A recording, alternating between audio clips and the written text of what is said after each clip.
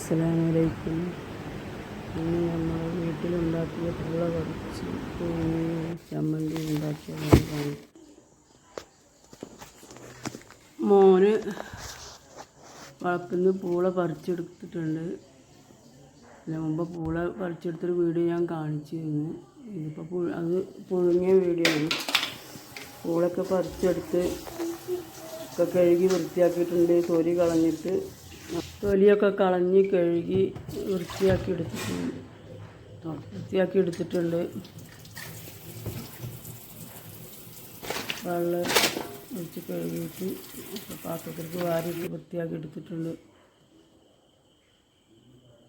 അങ്ങനെ ഇത് കുക്കറിലിട്ട് വേവിക്കണം. ഒരു 3-4 വിസിൽ ഇടുന്നത് കുക്കറിലിട്ട് വേവിക്കണം.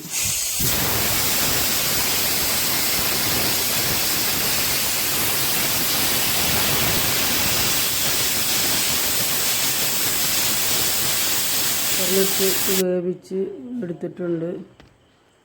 കുറച്ച് മഞ്ഞൾപ്പൊടിയൊക്കെ ഇട്ടിട്ടാണ് അതിൻ്റെ വിഷാംശങ്ങളൊക്കെ ഇല്ലാതാകാൻ വേണ്ടി, കട്ടൊക്കെ പോകാൻ വേണ്ടി മഞ്ഞൾപ്പൊടി ഇട്ടിട്ടാണ് പുഴുങ്ങിക്കുന്നത്.